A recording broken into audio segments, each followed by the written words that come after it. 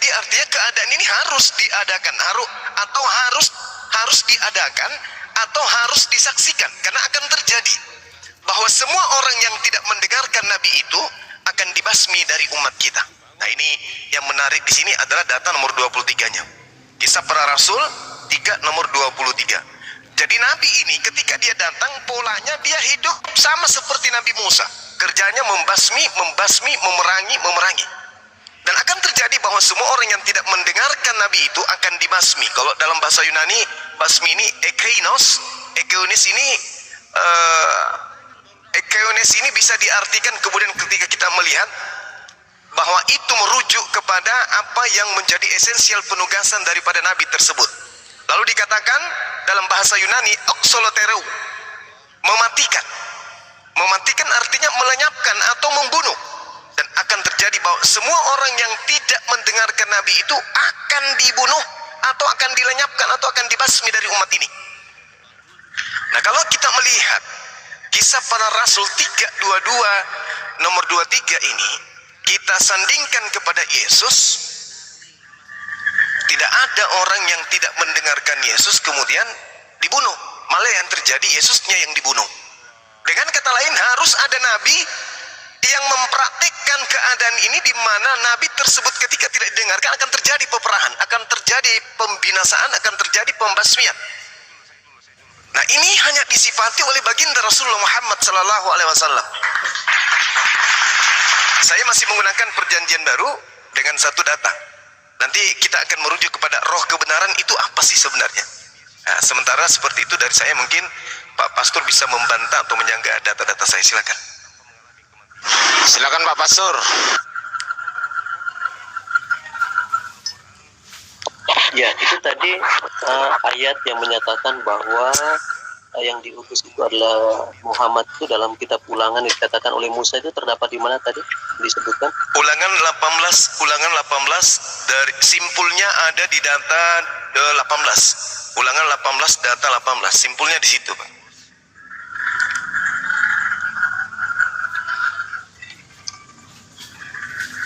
Ulangan 18. Iya, 18. Nomor 18. Ayat 18. Baik.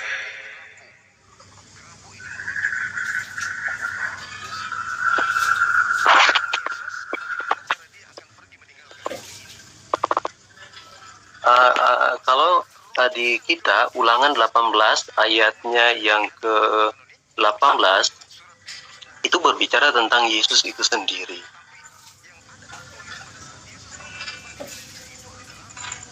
Oke, saya tanggapi Pak atau gimana? Ya. Oke, baik. Sah-sah saja kalau saudara pastor kemudian sebagai Kristiani mengatakan itu untuk Yesus. Tapi alangkah baiknya kalau kita bijak dan arif untuk mendudukkan perkara ini pada konteks yang sesungguhnya, untuk mendudukkan siapa yang pas untuk duduk di situ.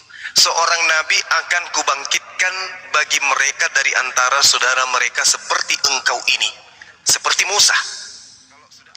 Kalau kita melihat dari beberapa aspek, tak ada satupun yang bisa bersentuhan pola keadaan pewahyuan yang diterima kemudian oleh Musa dengan Yesus itu sama. Kemudian yang kedua, cakupan misinya itu juga tidak sama. Kemudian hukum-hukum yang dibawa juga tidak ada kesamaan dalam arti kata cakupannya. Aku akan menaruh firmanku dalam mulutnya. Artinya gini, Nabi Musa ketika menerima pewahyuan di Gunung Sinai, Nabi Musa kemudian mendapatkan simpul firman Tuhan di dalam sebuah penamaan, sebuah kitab, Taurat. Artinya yang tertuang di dalam Taurat itu semuanya 100% adalah berasal dari mulut Nabi Musa. Maka muncul Taurat 100%, tidak ada hasil penyelidikan Musa, tidak ada hasil pengantar Musa, dan tidak ada tambahan-tambahan Nabi Musa. 100% semuanya adalah firman yang terlontar dari Tuhan ke mulutnya. Nah, bagaimana dengan Yesus? tempatnya Yesus? Tak ada. Yang sampai di kita hari ini, kitab kanonik, itu adalah firman yang ditaruh di mulut Lukas, Markus, Matius, Yohanes. Surah-surah Paulus sama lagi. Itu bukanlah perkataan-perkataan yang berasal dari mulut Tuhan dititip di mulut Yesus. Kalau surah-surah Paulus kita lihat dari Paulus, dari Paulus, dari Paulus, dari Paulus, dari Paulus. Tak ada dari Yesus. Nah, lalu kemudian bagaimana dengan baginda Rasulullah Muhammad sallallahu alaihi wasallam? Hampir semua yang disebutkan perkataan pribadinya hampir kemudian dicakup di dalam sebuah kitab yang disebut hadis sahihah. Sedangkan Al-Quran itu 100% adalah firman yang Tuhan titipkan pada mulut baginda Rasulullah Muhammad sallallahu alaihi wasallam. Jadi Nabi Musa ada Taurat, baginda Rasulullah Muhammad sallallahu alaihi wasallam ada Al-Quran. Yesus ada apa? Yesus tak ada apa-apa. Sedangkan Yesus mengatakan segala firman yang engkau berikan kepadaku telah aku sampaikan kepada mereka. Nah, kita cari mana segala firman yang Yesus terima dari Tuhan. Itu tertuang di mana? Itu terkumpul di mana? Karena di situ tidak boleh ada campur tangan manusia. Karena dikatakan di dalam ayat selanjutnya, data selanjutnya, orang yang tidak mendengarkan segala firmanku akan diucapkan Nabi itu demi namaku. Jadi di sini dikatakan demi namaku. Artinya apa dalam bahasa Ibrani? Bismi Anoki. Jadi Nabi tersebut ketika dia menyampaikan firman, dia selalu mengatasnamakan Allah, mengatasnamakan Tuhan. Bismi Anoki. Kalau di Al-Quran Bismillah, demi nama Allah, demi nama Allah. Jadi setiap dia mengucapkan firman selalu mengatasnamakan Allah. Orang yang tidak mendengarkan segala firmanku yang diucapkan Nabi tersebut Bismi Anoki dengan demi namaku, daripadanya akan kutuntut pertanggungjawaban. Nah ini Yesus tak bisa lolos di sini karena setiap Yesus berbicara dia tidak pernah mengatasnamakan Bismi Anoki atau dengan nama Tuhan, dan juga kitab kanonik tidak dituliskan mengatasnamakan Tuhan. Demikian sementara, silakan. Terima kasih. Kenapa Yesus tidak mengatasnamakan gimana tadi kata-katanya, kalimatnya? Bismi Anoki. Nabi itu mengucapkan demi namaku. Segala firman yang diucapkan selalu diucapkan demi namaku. Ya, kenapa Yesus ketika selama 3,5 tahun masa pelayanannya di muka bumi, di Alkitab kami dijelaskan bahwa dia adalah Allah itu sendiri. Dia adalah Allah itu sendiri, dan seperti yang Bapak sampaikan tadi bahwa dia tidak menyampaikan apa yang disampaikan oleh Allah, yang dituliskan oleh Injil Matius, Markus, Lukas, dan Yohanes. Itu adalah perkataan-perkataan Yesus yang mereka tulis secara langsung, yang mereka dengarkan, dan mereka tuliskan pada waktu itu. Sehingga Injil Matius, Markus, Lukas, dan Yohanes itu dikanonkan di dalam Alkitab. Untuk penjelasan dari kami mungkin seperti itu. Baik Pak, baik. Saya menghargai dan saya sangat menjunjung tinggi itu. Nah, kita lihat di dalam Ulangan 18 nomor 20-nya kita lanjutkan. Di sana rentetan kejadiannya pun diurai dengan sangat jelas bahwasanya tetapi seorang nabi yang terlalu berani untuk mengucapkan demi namaku perkataan yang tidak kuperintahkan untuk dikatakan olehnya, atau yang berkata demi sembahan lain, nabi itu harus mati. Nah, izinkan saya untuk menjelaskan ini, poin ini. Jadi Ulangan 18 nomor 18, seorang nabi akan bangkit sama seperti Nabi Musa. Kemudian nomor 19-nya, nabi ini menerima firman yang ditaruh di mulutnya, dan firman ini setiap diucapkan selalu mengatasnamakan nama Tuhan. Ketiga, orang yang tidak mendengarkan nabi tersebut itu akan dimintai pertanggungjawaban. Dimintai pertanggungjawaban. Setiap ada orang kemudian yang mendengarkan nabi tersebut dan tidak menerima firman itu akan dimintai pertanggungjawaban. Kemudian yang keempat, akan tetapi seorang nabi, ini tolak belakang nih, akan tetapi seorang nabi yang kemudian terlalu berani mengatasnamakan namaku tapi tidak pernah aku ucapkan firman itu, maka kepadanya akan kutuntut pertanggungjawaban pertanggungjawaban dan dia akan mengalami kematian. Karena Nabi itu menurut Ulangan 18:20, Nabi itu harus mati. Nah, sekarang begini. Nabi Muhammad sallallahu alaihi wasallam menerima Al-Qur'anul Karim. Firman Allah ditaruh di mulutnya. Setiap kali beliau kemudian mengucapkan kalimatullah diawali dengan bismillah. Bismi anoki dalam bahasa Ibrani. Bismillah, demi namaku, demi nama Allah. Nah, kedua, orang-orang yang tidak mendengarkan Al-Quran pada masa itu diperangi, dituntut pertanggungjawaban, diperangi kemudian, diperangi. Yang ketiga kemudian, pada saat beliau Rasulullah Muhammad SAW mengajarkan ini, seluruh Jazirah Arab tunduk berserah diri kepada kalam, kepada firman yang dibawa. Tidak ada nabi palsu yang ikut kemudian memasukkan pengajaran-pengajaran palsu ke dalam Al-Quran sampai hari ini. Nah, kalau ini Yesus, yang pertama, tak ada firman yang bisa kita lihat yang murni berasal dari mulutnya Yesus. Itu satu. Kalaupun Yesus menerima firman, ya, karena beliau nabi.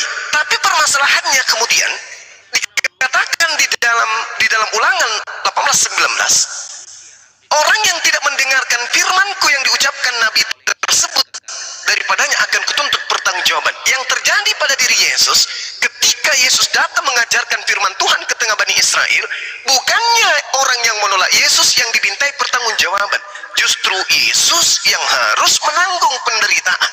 Kebalik dengan nubuatan ini. Harusnya yang tidak mendengar Yesus yang dimintai pertanggungjawaban, yang dituntut kemudian untuk dilakukan pembasmian, diperangi dan seterusnya. Tapi faktanya justru Yesus yang teraniaya. Kebalik dari nubuatan. Nomor 20-nya kemudian, tetapi seorang nabi yang terlalu berani mengucapkan demi namaku perkataan yang tidak kuperintahkan untuk dikatakannya, dan berkata demi Tuhan lain, maka nabi itu harus mati.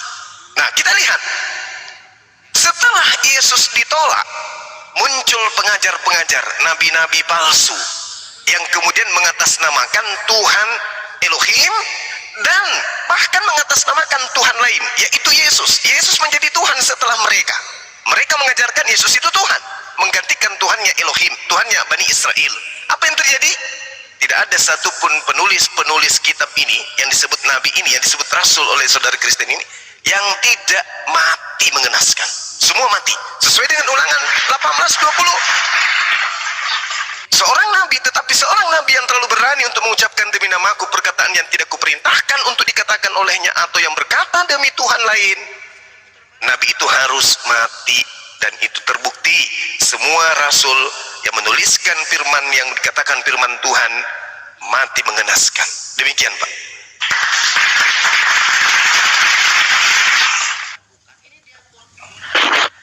Ya, untuk Ulangan pasal 18 itu menurut kami itu adalah Yesus, dan yang dikatakan bahwa ayat 19, orang yang tidak mendengarkan segala firmanku yang akan diucapkan nabi itu demi namaku, daripadanya akan kutuntut pertanggungjawaban. Ayat 20, tetapi seorang nabi yang telah berani untuk mengucapkan demi namaku perkataan yang tidak kuperintahkan untuk dikatakan olehnya, atau yang berkata demi nama-nama Allah lain, nabi itu harus mati. Ayat ini bukan menunjuk kepada murid-murid Yesus, yang 12 murid-murid Yesus yang pada waktu itu mati syahid dalam setiap misi pelayanan mereka. Ayat ini menunjuk kepada nabi-nabi palsu, yang dimana mereka menyangkal. Bahkan di zaman bangsa Israel itu dikatakan bahwa ada nabi-nabi yang diangkat dari tengah-tengah orang Lewi. Ini menurut catatan Alkitab kita. Dikatakan bahwa mereka di satu sisi mereka menyembah kepada Allah Elohim, tapi di satu sisi mereka menyembah kepada dewa matahari. Bukan hanya para nabi, bahkan imam-imam pun melakukan hal yang sama. Sehingga ayat ini ditujukan oleh Allah kepada Musa untuk dituliskan kepada bangsa Israel, supaya mereka tetap berjaga-jaga, karena dikatakan bahwa akan ada nabi-nabi palsu yang seperti itu. Jadi di Kristen, ayat ini tidak menafsirkan tentang 12 murid Yesus. Seperti itu penjelasan saya. Baik. Jadi sekali lagi saya katakan ini hanya edukasi, Pak. Saya di awal mengatakan bahwa kami menemukan data-data gitu ya. Nah, di dalam pengajaran Yesus sendiri dikatakan dalam Matius 24 nomor 26.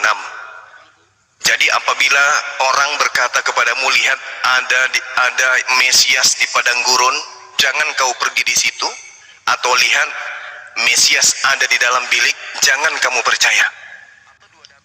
Ini Yesus berkata kepada muridnya nih, Bani Israel angkatan pertama nih. Dikatakan bahwa apabila ada orang yang berkata melihat Mesias di padang gurun, melihat Mesias di dalam bilik, jangan kau percaya. Jadi ketika Paulus dan teman-teman setelah Yesus terangkat ke langit mengaku kemudian bertemu dengan Yesus, Bani Israel tak ada yang percaya. Murid-murid Yesus sudah menerima pesan, jangan kau percaya, kata Yesus. Jadi Paulus dengan bersusah payah kemudian mengajarkan tentang ketuhanan Yesus kepada Bani Israel. Bani Israel hanya sedikit yang percaya. Itu pun yang percaya adalah mereka Bani Israel yang sudah tinggal bersama dengan orang-orang asing di luar Yerusalem. Itu yang pertama. Kemudian yang kedua, terkait dengan nabi palsu, Yesus menerangkan di dalam Lukas 21. Ini lagi-lagi Yesus berbicara kepada Bani Israel, bukan kepada Kristen, Bani Israel. Apa yang dikatakan oleh Yesus? Waspadalah supaya kamu jangan disesatkan, sebab banyak orang akan datang dengan memakai namaku. Artinya Yesus berbicara dengan muridnya yang sesaman dengannya. Tentu mereka ini adalah praktisi Taurat, bukan praktisi surat-surat Kristen Perjanjian Baru. Karena Perjanjian Baru itu yang paling mudah dituliskan itu di era tahun 40-an 50-an. Yesus belum ada tulisan itu pada saat itu. Perjanjian Baru belum ada di zaman Yesus.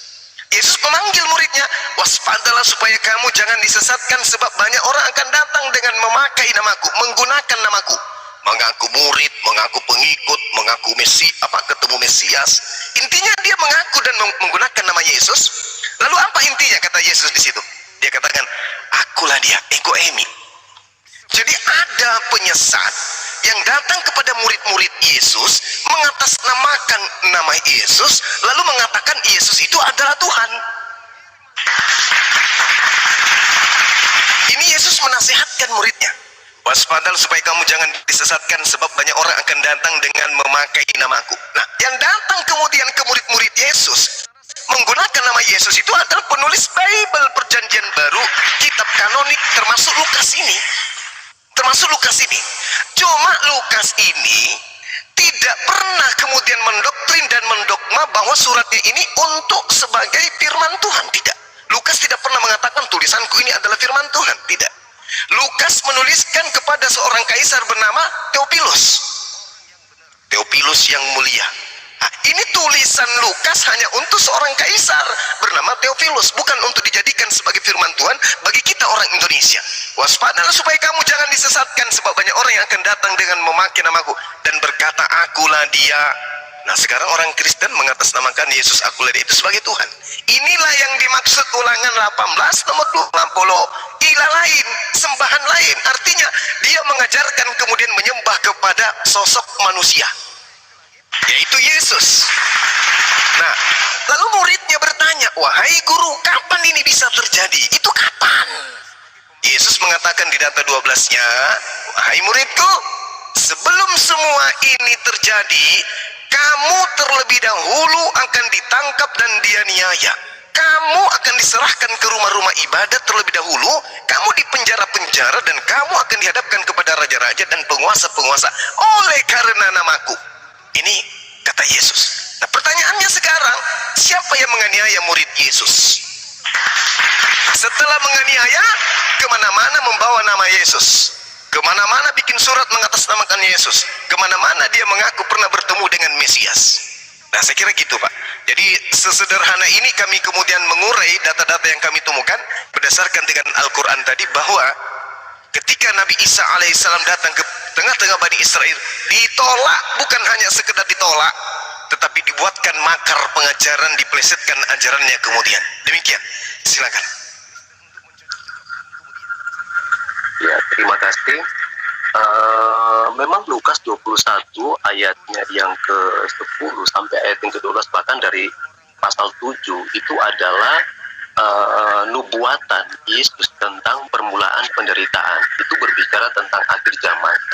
Yang dikatakan di dalam ayat itu bukan hanya ditujukan kepada murid-murid, tetapi kepada semua orang yang ada pada waktu itu ketika Yesus mengajar di atas bukit, di tempat-tempat yang lain. Dia memberitahukan bahwa akan ada para penyesat-penyesat yang seperti itu. Dan yang dikatakan dalam ayatnya yang ke-11, ayat yang ke-12 ini, yaitu ini nubuatan tentang akhir zaman, di mana bahwa pada di akhir zaman itu akan ada orang-orang yang akan mengakui bahwa dialah sebagai Tuhan dan Juru Selamat, dan lain-lain sebagainya. Ya, dan yang Bapak bilang tadi, murid-murid itu yang disebut sebagai nabi-nabi palsu, di kita di Alkitab penafsirannya beda, bukan seperti itu. Ya, mungkin itu yang bisa saya sampaikan. Baik, saya menghargai Bapak ketika Bapak mengatakan ini untuk akhir zaman. Sayang sekali itu saya tidak temukan. Karena di sini Yesus mengatakan, kalau kamu tetap bertahan, kamu akan memperoleh hidupmu. Andai saja murid angkatan pertama tidak mengalami penganiayaan, dan tidak ada oknum yang melakukan penganiayaan, lalu mengaku sebagai pengikut, bertaubat seterusnya, dan seterusnya, mungkin iya. Tapi faktanya, sepeninggal Yesus, murid-muridnya teraniaya, dan penganiayanya ini kemudian balik arah, mengatasnamakan dia adalah pengikut, mengatasnamakan dia adalah utusan. Sementara nubuatan yang Yesus katakan adalah, waspadalah, akan banyak orang datang memakai namaku dan mengatakan akulah dia Elohim. Nah, satu-satunya ajaran di atas muka bumi ini yang mengatakan Yesus itu adalah Elohim yang datang dalam rupa manusia hanya Kristen. Di sini poinnya sangat jelas. Ketika murid bertanya, kapan itu bisa terjadi? Kapan itu bisa terjadi, wahai guru? Kata murid, sebelum itu terjadi, kalian semua akan ditangkap dan dianiaya. Ini pernah tidak terjadi kepada murid angkatan pertama? Pernah. Siapa pelakunya? Paulus. Itu diakui. Nah, sekarang kalau Bapak mengatakan itu di akhir zaman, murid Yesus sudah nggak ada akhir zaman. Penyembah Yesus banyak. Penyembah Yesus iya banyak. Kristen, Katolik, Protestan, Advent, dan seterusnya. Banyak kalau penyembah. Sementara yang dimaksud Yesus ini adalah muridnya. Murid ini berarti cakupannya adalah Bani Israel. Nah, kemudian ini saya rasa Bapak agak berat untuk berpindah untuk beralih dari materi yang akan saya sajikan ini, karena ini cakupannya sangat-sangat mengena sesuai dengan pesan Yesus. Nah, sebelumnya saya minta maaf.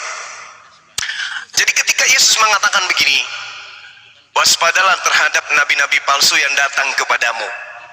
Mu di sini bukan kepada orang yang ada di Vatikan, bukan kepada kekaisaran Romawi.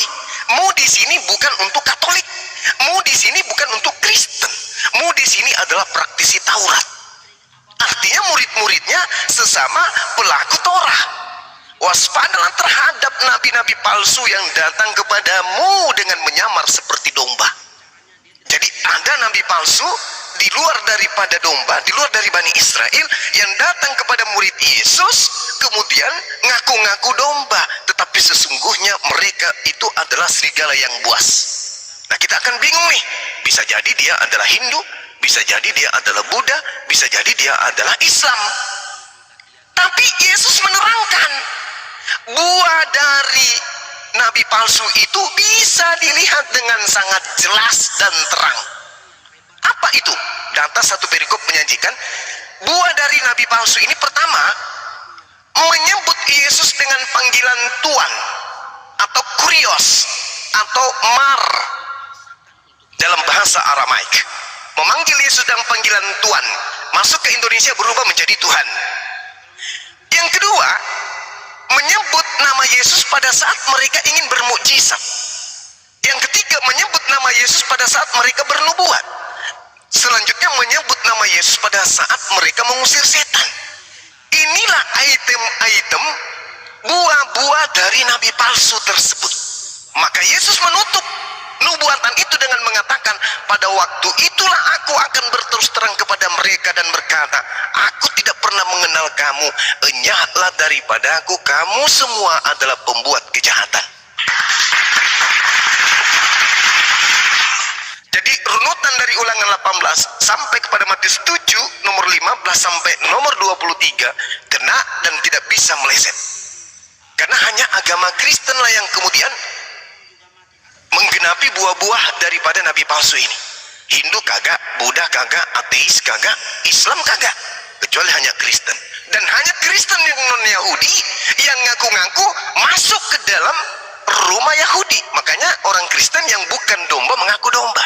Mohon maaf, ini fakta. Ini fakta. Domba itu adalah Bani Yakub, Yeremia 50 nomor 17. Israel adalah domba. Nah, sedangkan Vatikan Romawi bukan domba. Sedangkan Kristen pertama kali adanya di Vatikan Romawi. Nah, ini mungkin saya tidak ngerti kalau misalnya seorang pastor masih punya bahan untuk mengelak dari buah-buah nabi palsu ini. Silakan Bapak saudara saya yang saya kasihi punya hak untuk meluruskan ketika ini dianggap keliru. Silakan. Ya, makasih Pak. Saya meluruskan bahwa yang dikatakan dalam Injil Lukas pasal 21 itu nubuatan tentang permulaan penderitaan pada akhir zaman. Selain Yesus mengatakan kepada murid-murid seperti yang saya katakan tadi, dia mengatakan itu kepada banyak orang. Dijelaskan di ayatnya yang ke-10, ia berkata kepada mereka, bangsa akan bangkit melawan bangsa dan kerajaan melawan kerajaan, dan akan terjadi gempa bumi yang dahsyat. Dan seterusnya Bapak bisa baca, itu nubuatan tentang sesuatu yang nanti akan terjadi. Tetapi sebelum semuanya itu terjadi, dikatakan bahwa mereka akan ditangkap, mereka akan disiksa, mereka akan dianiaya, mereka akan dimasukkan ke dalam penjara. Dan itulah yang dialami oleh murid-murid Yesus pada waktu itu. Dan semua yang dikatakan Yesus itu benar. Itu yang dijelaskan oleh Alkitab kita. Yang terjadi kepada rasul-rasul, 12 murid. Selebih daripada 12 murid itu ada yang lain lagi. Bahkan Rasul Paulus yang tadinya menentang tentang keilahian Yesus, yang tadinya dia menangkap orang-orang yang disebut sebagai eklesia, orang-orang Kristen, awal gereja mula-mula itu untuk dipenjarakan. Tetapi di dalam kisah para rasul dituliskan bahwa bagaimana dia yang tadinya begitu membenci, sampai akhirnya dialah yang saya bisa katakan lebih hebat dari 12 murid ini. Dia menyampaikan berita Injil itu sampai ke daerah-daerah Asia kecil, di berbagai tempat pada waktu itu. Karena ketika dia berjalan ke jalan ke Emmaus, disitulah Yesus yang sudah mati itu menampakkan diri kepadanya, sehingga dia buta selama 3 hari. Kemudian dia didoakan. Setelah dia didoakan, dia dapat melihat kembali. Sejak saat itu Rasul Paulus yang begitu membenci Yesus, akhirnya dia menyampaikan berita bahwa Yesus yang dibenci oleh bangsa Israel itu sendiri benar adalah Allah. Bukti dia adalah benar, adalah utusan, dia adalah Allah, dia adalah Trinitas itu.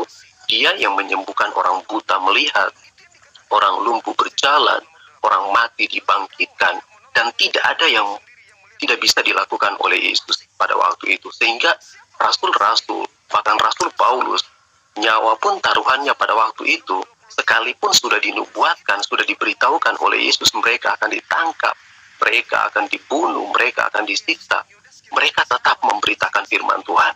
Bahkan mereka melakukan mujizat juga, seperti halnya Petrus. Dia bisa membangkitkan orang sakit, orang lumpuh. Mereka melakukan mujizat-mujizat yang sama dilakukan oleh Yesus. Ya, jadi menurut saya mungkin Bapak salah dalam menafsir kitab Ulangan dan Injil Matius, Markus, Lukas. Karena di dalam pembahasan kami, Lukas pasal 21 ayat 7 sampai ayatnya yang terakhir 19 itu berbicara tentang apa yang dialami oleh murid-murid dan apa yang nanti akan terjadi di akhir zaman menurut tafsiran kami. Seperti itu, Pak. Terima kasih. Iya, baik, baik Pak. Saya menghargai, lagi-lagi saya menghargai. Tetapi saya juga punya hak sangga ya, karena kita diskusi. Gini, di dalam cerita Lukas ini, waspadalah supaya kamu jangan disesatkan. Ini jelas Yesus sedang face to face dengan muridnya. Oknumnya ada. Yesus tidak dalam ruangan tertutup bicara sendiri atau sedang menulis surat, tidak. Kalau dia sedang menulis surat, lalu suratnya diberitakan kepada yang lain, orang pasti akan bertanya-tanya, ini kapan ya terjadinya ya? Siapa kamu yang dimaksud ya di sini?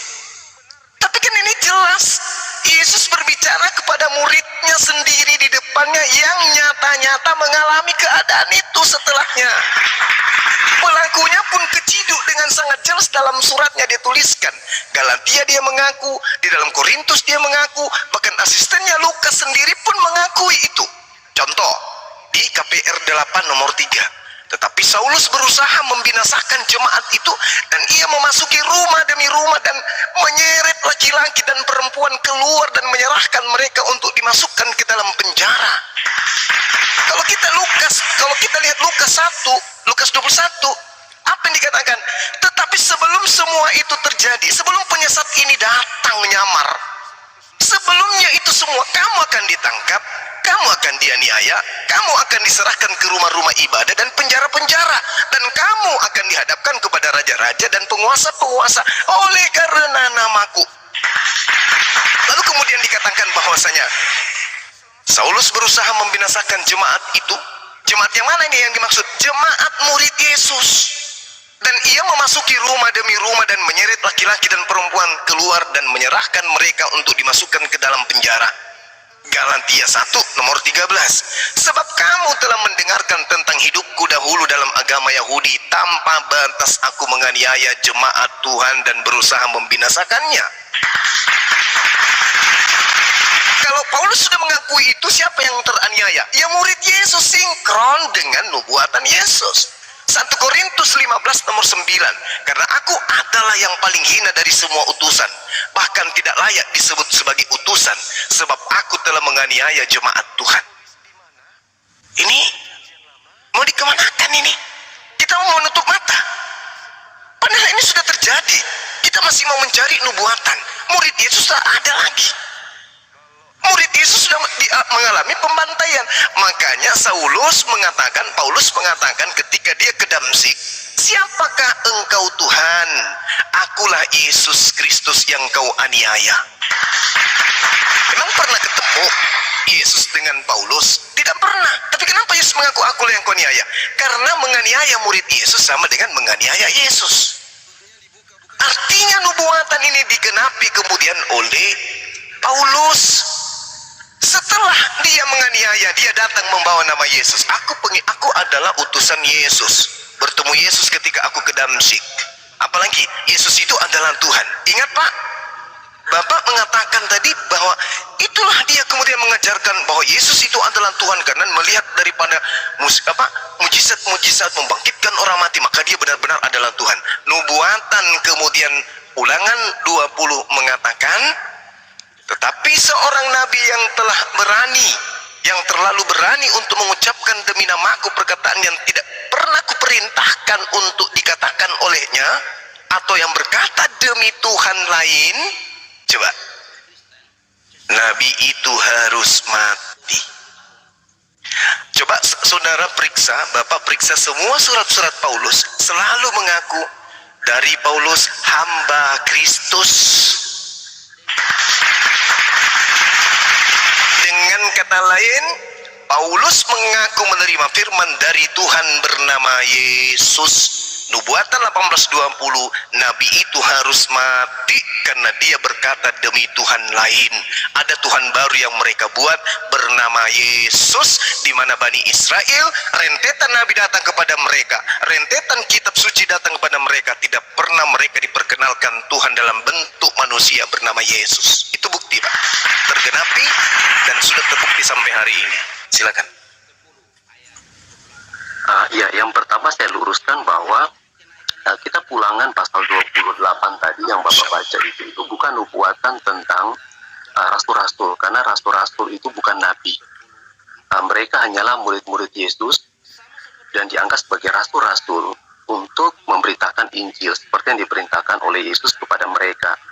Beritakanlah firman itu dari Yudea, Samaria, dan sampai ke ujung bumi. Yang dikatakan oleh Rasul Paulus di dalam Galatia pada waktu dia memenjarakan orang-orang Kristen yang disebut eklesia pada zaman itu sebagai bentuk kesaksian dia kepada beberapa jemaat yang ada di Asia Kecil, bagaimana dulu dia yang adalah seorang pembenci Kristus, tapi ketika dia berjalan ke Damsik itu mengejar untuk memenjarakan mereka, dia berjumpa sendiri dengan Yesus yang sudah bangkit dari antara orang mati itu. Dan kita tidak menyebut bahwa Rasul Paulus itu nabi, dia hanyalah seorang rasul. Seperti itu saya luruskan. Ya. Jadi Ulangan pasal 28 itu Baik. yang Bapak sebutkan tadi itu kami dalam pemahaman kami di dalam Alkitab itu ditujukan kepada nabi-nabi palsu, di mana baik di zaman mulai dari Musa, kemudian ada Yeremia, Yesaya, Yeskiel, ada Daniel dan lain-lain. Selain daripada nabi-nabi ini, mereka itu disebut sebagai nabi-nabi palsu. Tapi kalau ke-12 murid itu tidak disebut sebagai nabi, tetapi mereka itu rasul. Nubuatan ke kitab Ulangan yang Bapak baca tadi itu bukan ditujukan untuk rasul-rasul. Saya meluruskan aja kalau di pandangan kami sebagai orang Kristen. Ya seperti itu, Pak. Oke, baik. Itu mungkin perspektif kenabian menurut Kristen. Silahkan saja. Tapi kalau perspektif kenabian menurut umat Islam dan menurut Bani Israel, Paulus, Lukas, Markus, dan timnya itu adalah nabi, Pak. Kalau bukan nabi berarti wartawan. Karena yang dituliskan itu konon ceritanya adalah wahyu firman Tuhan. Kalau dia bukan firman Tuhan berarti catatan mereka itu dongeng, bukan firman Tuhan.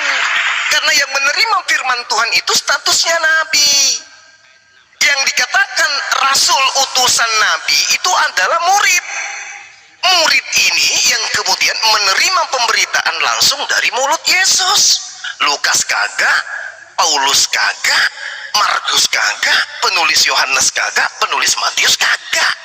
Lalu dari mana mereka punya catatan-catatan? Mereka punya catatan independen. Dari mana mereka dapatkan? Dari ilahi, dari Roh Kudus. Berarti mereka nabi. Diakui ataupun tidak diakui, mereka nabi. Karena mereka punya kitab suci. Kalau tidak, berarti karangan. Nah, kalaupun diakui nabi dan ternyata itu karangan, berarti nabi palsu. Itu yang pertama. Kedua, coba Bapak buka sekarang di KPR 13 nomor 1. Boleh saya jawab dulu yang pertama? Boleh, silakan Pak, silakan. Murid-murid itu mereka bukan mendapatkan ilham selain daripada Yohanes. Kalau Yohanes dia mendapatkan penglihatan ketika dia berada di Pulau Patmos. Kalau Matius, Markus, Lukas itu mereka adalah murid-murid Yesus yang pada masa 3,5 tahun itu mereka bersama-sama dengan Yesus melihat apa yang dibuat oleh Yesus ketika Yesus menyembuhkan orang sakit, orang buta, orang lumpuh, orang mati dibangkitkan, sehingga mereka menulis semua peristiwa yang terjadi itu. Kalau Yohanes itu menuliskan tentang ilham pewahyuan yang diberikan oleh Yesus setelah dia mati. Ketika dia ada di dalam masa pengasingan, ketika dia ditangkap, dia diasingkan di Pulau Patmos, Yesus yang sudah bangkit dari antara orang mati itu datang memberitahukan kepada Yohanes tentang apa yang akan terjadi kepada ketujuh jemaat yang ada di Asia Kecil pada waktu itu dan nanti apa yang akan terjadi di akhir dunia ini. Sehingga mereka dapat menuliskannya. Ya, sehingga kami tidak menyebutnya sebagai nabi, karena nabi itu adalah Allah yang berfirman secara langsung. Sementara Matius, Markus, Lukas ini kami tidak menyebutnya nabi karena memang mereka adalah saksi hidup dan menuliskan catatan sejarah itu. Saya meluruskan di pemahaman kami seperti itu, Pak. Oke, baik. Yang pertama kita lihat di dalam KPR 13 nomor 1. Pada waktu itu dalam jemaat di Antioquia ada beberapa nabi dan pengajar, yaitu salah satunya Saulus. Ini bahaya ini, Pak, karena kitab Anda sendiri yang mengakui Saulus itu nabi. Dan kalau dia bukan nabi, ada kerancuhan yang terjadi nantinya. Kenapa? Galatia 1 nomor 15, mulut Paulus sendiri yang mengaku, aku dipilih dari sejak dalam rahim ibuku. Dipilih sebagai apa dia? Kalau dia dipilih sebagai nabi, ya mungkin saja. Tapi faktanya kemudian, kalau dia nabi, kenapa dia tidak kemudian mewakili Yesus pada saat Yesus penginjilan? Kenapa jadi musuh? Sedangkan KPR 13:1 menemukan bahwa Saulus di Antioquia adalah seorang nabi. Dan murid-murid Saulus selama setahun mereka bersama disebutlah Kristen. Yesus tidak pernah ke Antioquia. Yang pergi ke Antioquia adalah Saulus. Dan Saulus dalam KPR 13:1 disebut seorang nabi. Ini data, Pak, data. Kemudian bilangan 23 nomor 6. Di situ Tuhan berfirman, jika di tengah-tengahmu ada seorang nabi, maka aku Tuhan akan menyatakan diriku kepada mereka, kepada nabi tersebut, dan akan berkata kepada dia melalui mimpi.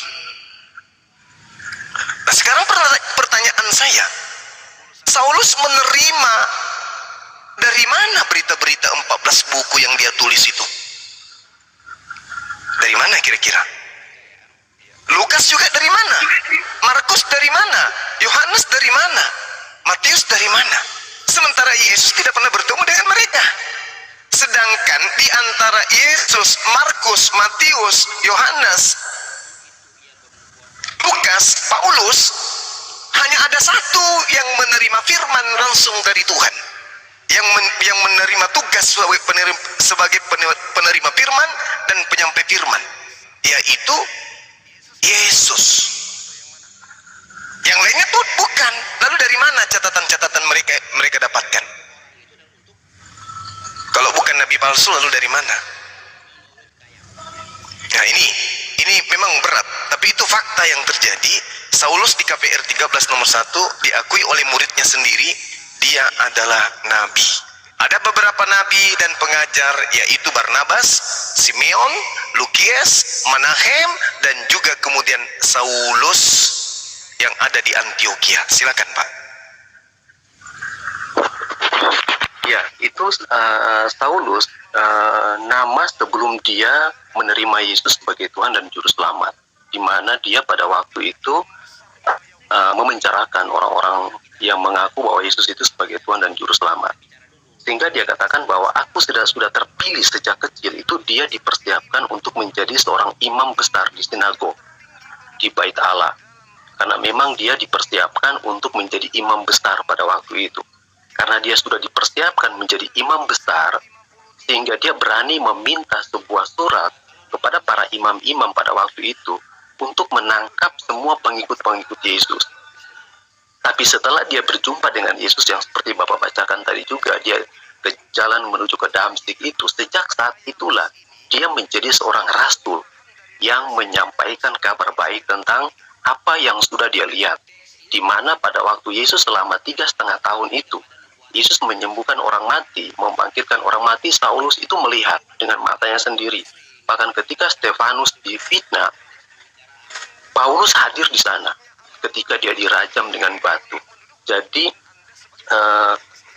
yang disebutkan di sini dia adalah nabi, itu yang menurut anggapan daripada jemaat yang ada di Antioquia, yang beranggapan bahwa yaitu Barnabas, Simeon yang disebut Niger, dan Lukius dan Kirene dan Mahanem yang telah diasuh bersama dengan raja wilayah Herodes dan Saulus.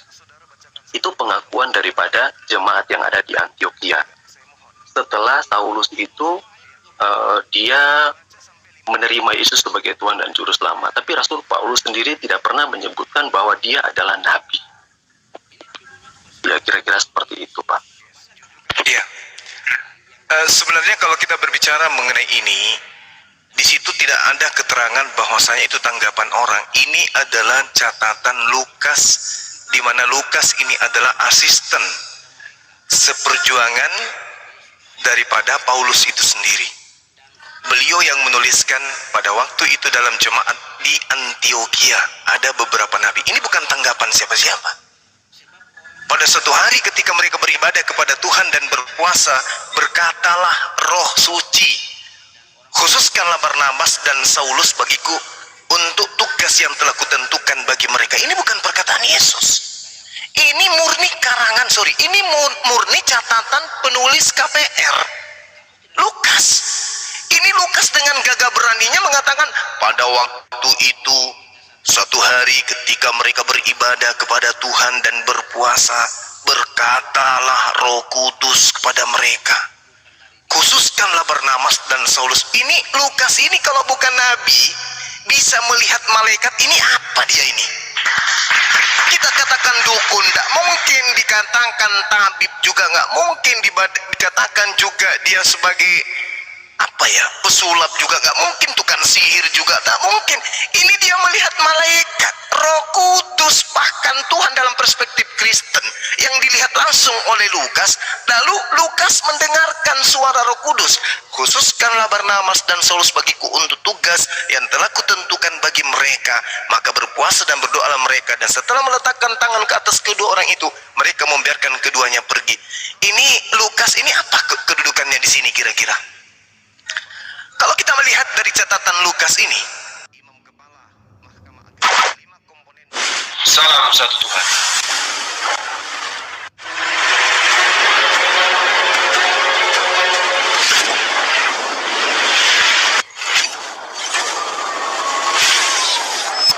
Ya, pengantar ini singkat, para sahabat dukung semua ya, sahabat-sahabat kita channel Lensa News Muslim, di like, di subscribe, di share sebanyak mungkin untuk supaya mencegah sahabat-sahabat kita di luar sana tidak terpengaruh terhadap pemurtadan. Semoga Allah memberikan selalu sikap istiqamah. Salam satu Tuhan, Allahu Akbar. Ketika mereka beribadah kepada Tuhan dan berpuasa, berkatalah Roh Kudus. Ini Lukas hebat kali, kok bisa sampai setinggi itu ilmunya? Kalau dia bukan nabi, lalu apa dia ini? Kalau dia utusan, murni utusan, maka yang disampaikan 100% adalah ucapan Yesus. Itu baru utusan. Ini dia nulis sendiri, mencatat sendiri, tanpa legitimasi dari Yesus. Ini bukan sabda Yesus, dia nulis sendiri. Ini adalah karya ilmiah dia sendiri. Ini apa ini? Lukas menulis kayak begini, firman Tuhan. Kalau dia firman Tuhan, berarti dia nabi. Kalau dia ini adalah ucapan dia sendiri, berarti dia adalah nabi. Berarti ini sabda Lukas, bersabdalah Lukas, kan gitu. Berarti dia nabi. Tapi kalau ini ucapan Yesus, kapan Yesus mengucapkan kata-kata ini? Gak pernah. Ya. Inilah yang dikatakan ulangan, Pak. Ya, silakan. Ya, bisa saya tanggapi? Ya, kenapa Lukas ini adalah murid Tuhan Yesus yang adalah seorang yang sangat pintar, yang sangat bijaksana ya. Dikatakan pada waktu itu mereka berdoa setelah Yesus naik ke surga. Setelah Yesus naik ke surga, tadi saya sempat ngobrol bersama dengan Bunda Rahma bahwa ketika Yesus naik ke surga, itu ada seorang penolong yang dijanjikan oleh Allah, oleh Yesus itu sendiri, yang dinantikan oleh para rasul-rasul ketika mereka ada di atas kamar loteng Yerusalem, dituliskan dalam kitab Kisah Para Rasul. Roh Kudus ini adalah pribadi daripada Yesus itu sendiri. Setiap kali murid-murid ini berdoa, mereka berpuasa, Roh Kudus itu selalu hadir dan memberikan mereka kuasa yang sama seperti yang dilakukan oleh Yesus. Sehingga dikatakan bahwa mereka bisa mengurapi, mereka bisa mengutus rasul-rasul bahkan murid-murid yang lain itu untuk memberitakan Injil itu ke seluruh dunia. Dikatakan seperti itu. Ketika Roh Kudus berbicara seperti itu kepada Lukas, khususnya katakanlah kepada Barnabas, kata Roh Kudus, dan Saulus bagiku. Khususkanlah Barnabas dan Saulus bagiku untuk tugas yang telah kutentukan bagi mereka. Jadi Yesus itu sendiri yang menyampaikan perkataan itu kepada Lukas. Karena Yesus sudah tidak ada lagi, tapi dia dalam bentuk roh masih ada bersama-sama dengan murid-murid pada waktu itu. Iya. Itu sedikit saya jelaskan. Baik, baik, Pak, baik. Saya menghargai ya, lagi-lagi saya menemukan data ya. Jadi saya menemukan data, bukannya saya mau kemudian menggurui, tapi saya menemukan data. Nah, ketika kemudian kita berbicara nih mengenai Yesus adalah Roh Kudus itu sendiri, saya rasa ini perlu diluruskan. Kenapa saya katakan demikian perlu diluruskan? Karena Yesus sejenak sebelum dia pergi meninggalkan dunia ini, dia dengan terang mengatakan, adalah lebih baik jika aku pergi. Sebab jikalau aku tidak pergi, Roh Kudus itu tidak akan datang. Nah, berarti Roh Kudus ini bukan Yesus. Kan dia mengatakan Roh Kudus itu tidak akan datang kalau aku tidak pergi. Jadi aku harus pergi dulu, baru Roh Kudus itu akan datang. Lalu kemudian dikatakan Yohanes 14, jikalau kamu mengasihi aku, kamu akan menuruti segala firmanku, perintahku. Aku akan minta kepada Tuhan Bapa, dan ia akan memberikan kepadamu seorang penolong yang lain, supaya ia menyertai kamu selama-lamanya. Aku akan minta. Untuk apa dia minta? Kalau dia sendirilah Roh Kudus itu, kalau dia sendirilah Roh kebenaran itu. Untuk apa? Yaitu Roh kebenaran. Dunia tidak akan menerima dia, sebab dunia tidak melihat dia. Lah, Yesus sudah dilihat pada saat itu, berarti bukan Yesus. Dan tidak mengenal dia. Tetapi kamu mengenal dia, sebab ia menyertai kamu dan akan diam di dalam kamu. Aku tidak akan meninggalkan kamu sebagai yatim piatu. Aku akan datang kembali kepadamu. Tinggal sesaat lagi dan dunia tidak akan melihat aku lagi. Tetapi kamu melihat aku, sebab aku hidup di dalam kamu. Dan kamu pun akan hidup. Kata Yesus, pada waktu itulah kamu akan tahu bahwa aku di dalam Bapakku dan kamu di dalam aku dan aku di dalam kamu. Barang siapa memegang perintahku dan melakukannya, dialah yang mengasihi aku. Dan barang siapa mengasihi aku, ia akan dikasihi oleh Bapakku. Dan aku pun akan mengasihi dia dan akan menyatakan diriku kepada dia.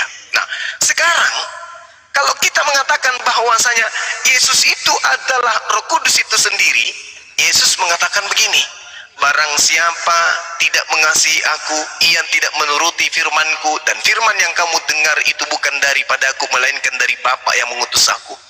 Semuanya itu kukatakan kepadamu selagi aku bersama-sama dengan kamu. Tetapi penghibur, yaitu Roh Kudus, yang akan diutus oleh Bapa dalam namaku, dia yang akan mengajarkan segala sesuatu kepadamu, yang mengingatkan kamu akan semua yang telah kukatakan kepadamu. Tetapi penghibur, yaitu Roh Kudus, yang akan diutus, berarti bukan aku, karena baru akan diutus. Nah, ini mungkin perlu konsentrasi penuh untuk memahami bahwa Roh Kudus itu bukan Yesus. Demikian. Baik, saya meluruskan yang tadi Bapak baca itu sebenarnya menjelaskan pribadi Roh Kudus, bahwa di mana Yesus berjanji bahwa aku tidak akan meninggalkan engkau sendirian, atau aku tidak akan membiarkan engkau, dalam ayat firman Tuhan yang lain berkata, sebagai anak yatim piatu yang kehilangan induknya. Itu sudah sangat jelas sekali disebutkan bahwa itu adalah janji Allah, janji Yesus kepada para murid-murid dan para pengikut-pengikutnya pada waktu itu, bahwa dia menjanjikan seorang penolong. Bahkan kalau Bapak baca ayat selanjutnya, dia berkata, pergilah ke Yerusalem, tunggulah di atas kamar loteng Yerusalem, maka aku akan mencurahkan rohku itu, kata Yesus kepada murid-muridnya. Ya. Bahkan malaikat-malaikat ketika waktu Yesus terangkat naik ke surga, kurang lebih sekitar 500 orang yang menyaksikan bahwa dia terangkat naik ke surga, kembali disampaikan kembali, pergilah ke Yerusalem, nantikan seorang penolong itu. Dan ternyata dibuktikan pada waktu mereka ada di atas kamar loteng Yerusalem itu, bisa para rasul menuliskan bahwa mereka sedang berdoa, dan ketika mereka sedang berdoa, di atas kepala mereka ada api yang menyala, dan mereka mulai berbahasa dengan berbagai macam bahasa yang ada pada waktu itu, yang mereka sendiri tidak bisa memahami, tetapi orang yang mendengarkannya memahami. Bahkan mereka berkata, kok mereka bukan orang Aram, mereka bukan orang Arab, mereka adalah orang-orang Ibrani, tapi kenapa mereka bisa berbahasa, menyampaikan kabar berita tentang Yesus itu adalah Mesias kepada kita. Disitulah bukti bahwa Roh Kudus yang dijanjikan itu dinyatakan, dan dia adalah pribadi daripada Allah itu sendiri, itu pribadi daripada Yesus itu sendiri. Dan di dalam iman Kristiani bahwa Trinitas, Allah Bapa, Allah Anak, dan Allah Roh Kudus. Allah Bapa itu adalah Allah Roh yang ada di dalam kerajaan surga, yang dimana ketika dia ingin mengembalikan manusia berdosa kepada Allah, dia datang melalui firman kepada Bunda Maria, dan dia yang firman itu menjadi segumpal daging tanpa hubungan daripada suami istri selama 9 bulan. Kemudian Maria harus melahirkan Yesus pada waktu itu. Bukan berarti Allah itu meninggalkan sorga, kemudian dia menjelma menjadi manusia, tidak. Tapi dia ada di sorga, dia juga bisa ada di bumi melalui Yesus. Dan dikatakan bahwa setelah dia kembali lagi, setelah masa 33 tahun itu, dia akan mengutus seorang penolong bagimu, yaitu Roh Kudus. Dan Roh Kudus itulah yang menyertai rasul-rasul pada waktu itu. Mereka bisa menyembuhkan orang sakit, yang seperti saya katakan tadi, menyembuhkan berbagai macam orang yang kerasukan setan, dan itu terjadi pada waktu itu. Bahkan Rasul Paulus, bahkan sampai perjalanan gereja, bahkan sampai saat ini kami percaya bahwa Yesus itu Roh Kudus, dan ketika Roh Kudus itu ada di dalam kami bisa berdoa bagi orang sakit, orang lumpuh bisa berjalan, orang buta bisa melihat, bahkan orang mati pun bisa dibangkitkan, asalkan ada Yesus di dalam kehidupan kita. Itu iman kami di dalam Kristen. Ya. Jadi kami mengakui bahwa Roh Kudus itu adalah pribadi daripada Tritunggal itu sendiri, yaitu pribadi daripada Yesus itu sendiri, yang sekalipun dia sebagai manusia Allah yang sudah mati, sudah naik ke surga, tapi dia tetap ada di antara manusia, yaitu Roh Kudus. Seperti itu Pak penjelasan saya. Iya. Jadi justru penjelasan Bapak ini masuk ke dalam ranah buah-buah nabi palsu yang Yesus katakan di dalam Matius 7 nomor 15 sampai nomor 23. Menyembuhkan, mengobati, bermujizat, bernubuat, mengusir setan. Itu larinya ke situ, nabi-nabi palsu itu. Dan itu memang ajaran Kristen. Sedangkan kalau kita berbicara tentang apa yang terkait dengan Roh Kudus tadi, Yesus mengatakan dalam Yohanes 16, benar yang kukatakan ini kepadamu adalah lebih berguna bagi kamu jikalau aku pergi. Sebab jikalau aku tidak pergi, penghibur itu tidak akan datang kepadamu. Berarti penghibur ini yang adalah Roh Kudus ini sendiri, Roh kebenaran ini sendiri, itu bukan Yesus, beda. Tetapi jikalau aku pergi, aku akan mengutus dia kepadamu, bukan Yesus. Itu oknum lain. Dan satu hal yang terkadang saya merasa kurang dari Kristen memperhatikan hal-hal ini, ketika Yesus berbicara, di situ seakan-akan teman-teman Kristen merasa bahwa Yesus sedang berbicara dengan mereka, dengan orang Kristen. Yesus ketika berbicara mu atau kamu atau kalian, itu tidak sedang berbicara kepada Kristen. Dia tidak sedang berbicara dengan Kristen. Kristen ini golongan yang muncul nanti setelah Paulus ini datang. Pertama kali pengikutnya disebut Kristen di Antioquia, dia adalah nabi. Makanya tadi saya katakan, ini Saul, ini Lukas apa dia? Kok bisa sampai cerita sepanjang itu, dia mengetahui hal-hal kayak begini dan begono. Sementara Yesus tidak. Yesus mengatakan di dalam narasi Yohanes, segala firman, semua firman telah aku sampaikan, telah aku sampaikan. Artinya selama 3 tahun kurang lebih, semua jatah firman yang Tuhan berikan sebagai jatah Yesus, Yesus sudah sampaikan ke murid-muridnya Bani Israel. Tak ada lagi firman, apalagi ada ketemu di Damsik, ketemu di Filipi, ketemu di Kolose, ketemu dalam penjara. Itu nggak ada lagi tuh Pak. Semua firman telah Yesus sampaikan kepada murid